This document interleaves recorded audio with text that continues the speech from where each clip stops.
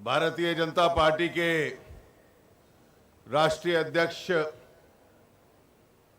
आदरणीय श्री नितिन गडकरी जी, पार्टी के वरिष्ठ नेता पूर्व राष्ट्रीय अध्यक्ष आदरणीय श्री राजनाथ सिंह जी, गुजरात के बहुत ही लोकप्रिय मुख्यमंत्री श्री नरेंद्र मोदी जी, मध्य प्रदेश में 2 बार वहां के मुख्यमंत्री बने श्री शिवराज सिंह जी चौहान, छत्तीसगढ़ में पिछले 9 वर्षों से मुख्यमंत्री डॉक्टर रमन सिंह जी, माननीय श्री गोपीनाथ जी मुंडे, महाराष्ट्र के हमारे अध्यक्ष श्री सुधीर जी, मुंबई नगर के अध्यक्ष श्री राज पुरोहित जी, मंच पर बैठे हुए पार्टी के नेतागण और मित्रों,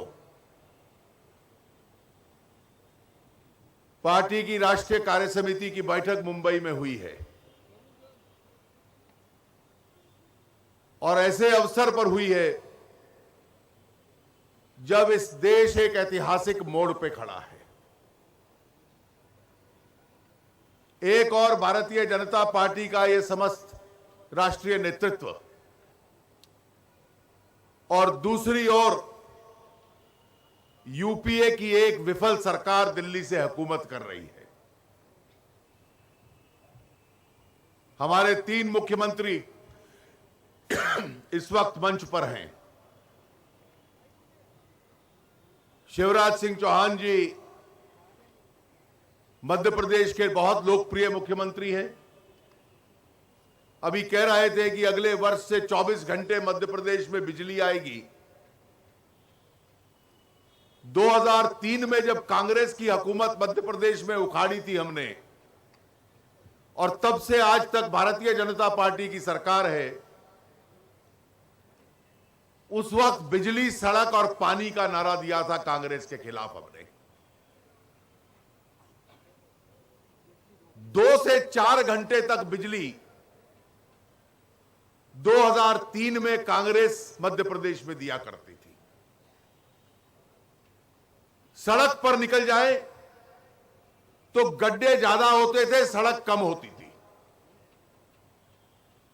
और पिछले 8-9 वर्षों में मध्य प्रदेश की तस्वीर बदल दी भारतीय जनता पार्टी ने। डॉक्टर रमन सिंह जी के पास जो क्षेत्र है, वनवासी जनसंख्या बहुत है, शायद इस देश का माओवाद से, आतंक से सबसे अधिक पीड़ित क्षेत्र है। लेकिन जूझने की प्रवृत्ति जो इस वहां के प्रशासन में पैदा की है डॉक्टर रमन सिंह जी ने, वो पूरी दुनिया के लिए, केवल इस देश के लिए एक उदाहरण नहीं है। माओवादियों के ऊपर से हावी हो जाना, एक ऐसा राज्य जहां अधिकतर जिलों में माओवादियों का कब्जा, जहां सरकार के स्थान पर लोग माओवादियों को टैक्स देते थे, धीरे धीरे करते हुए 2 जिलों तक माओवादियों को समेट देना, और आज भी माओवादियों के खिलाफ वहां की लड़ाई चल रही है।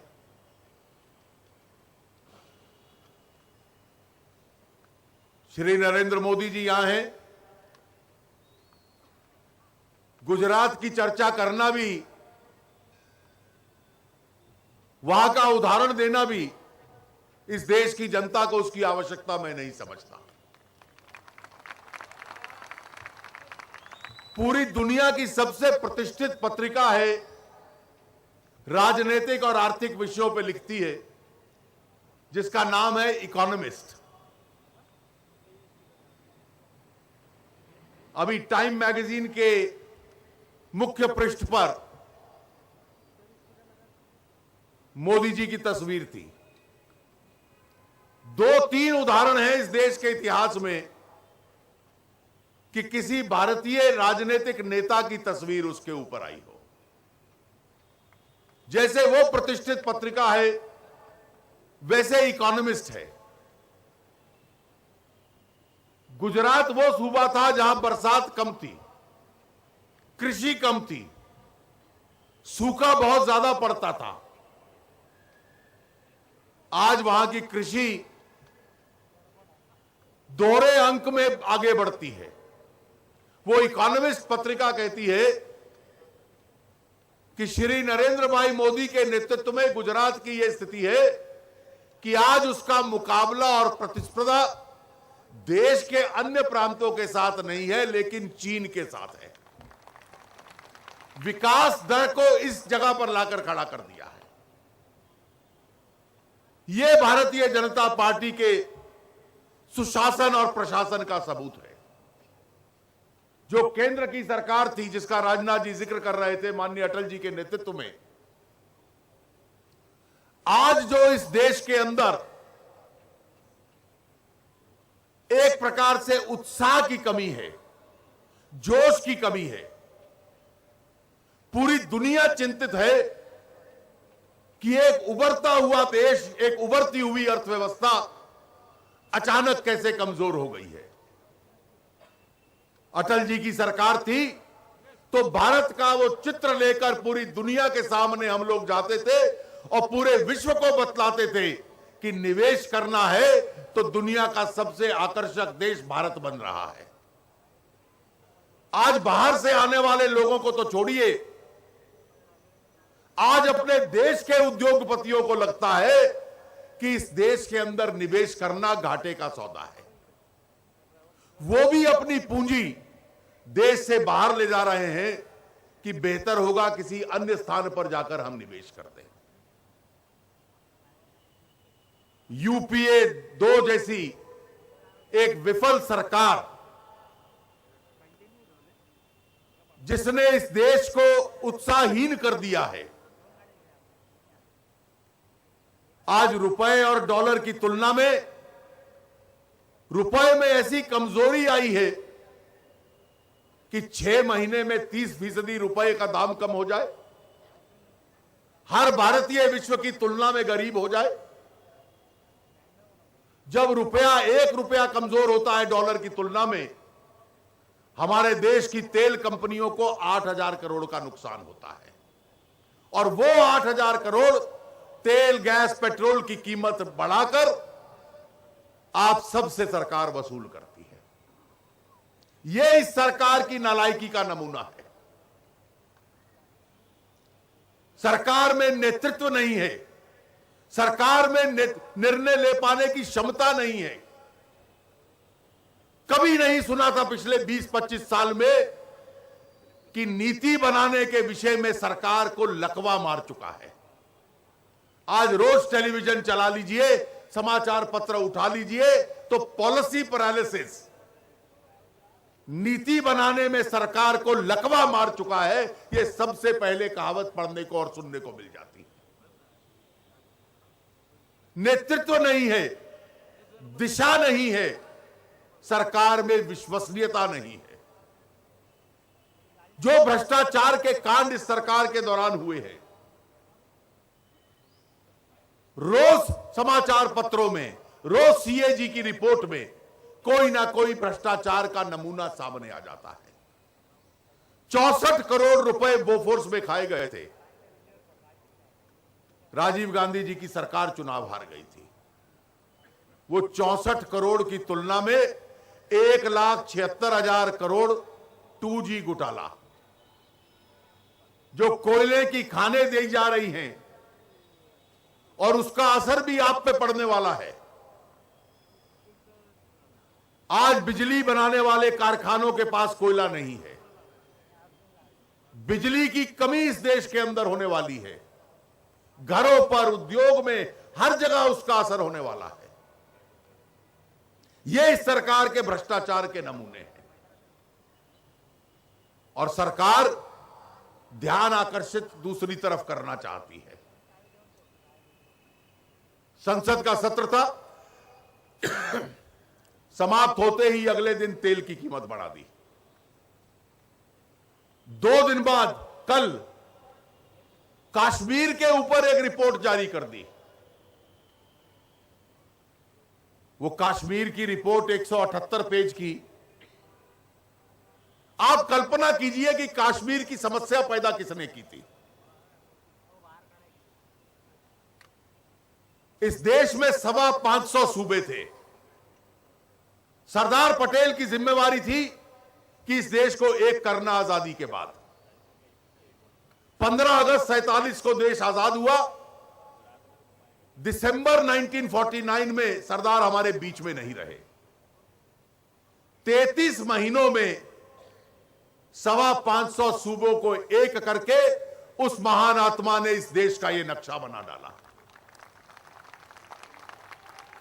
कहीं जूनागढ़ में, कहीं हैदराबाद में, कहीं राजस्थान के रजवाड़ों में सबको एक कर दिया।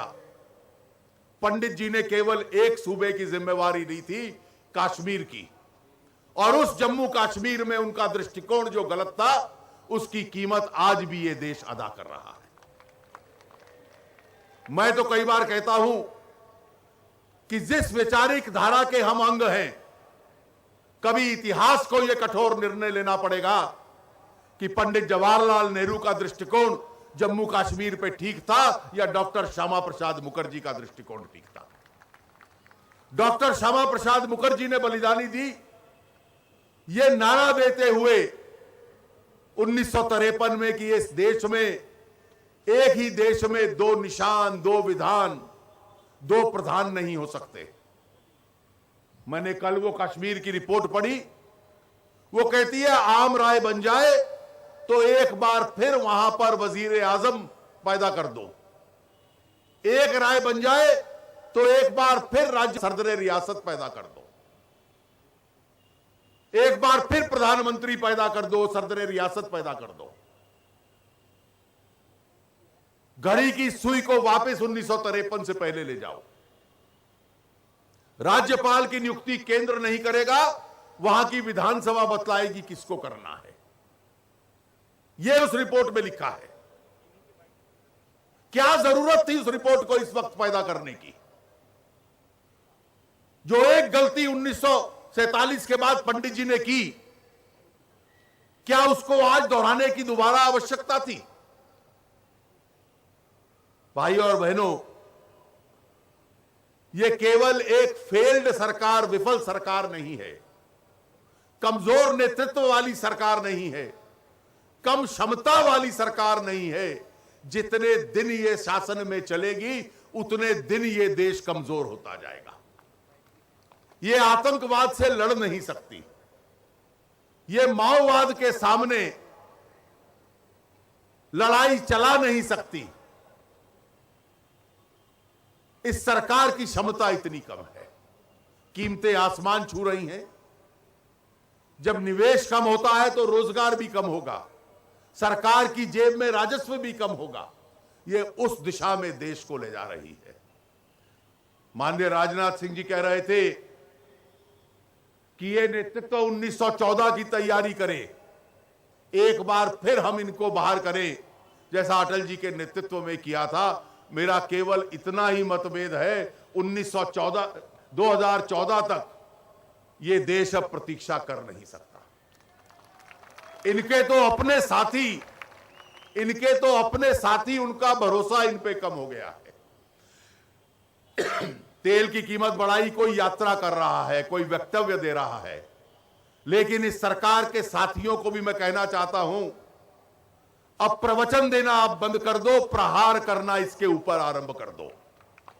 और जिस दिन आपने प्रहार करना शुरू कर दिया उस दिन हमें 2014 की भी प्रतीक्षा नहीं करनी पड़ेगी। शायद इस सरकार से मुक्ति उससे पहले मिल जाए। भारतीय जनता पार्टी की यह बैठक मुंबई में इतिहास के इस मोड़ पर हुई है, जब इस नई जिम्मेवारी को पकड़ने के लिए, लेने के लिए हम अपने संगठन को तैयार कर रहे हैं। ये सामूहिक राष्ट्रीय नेतृत्व इस पैगाम को लेकर आपके सामने आया है और आने वाले दिनों में आगे बढ़ने वाला है। आप सबका बहुत बहुत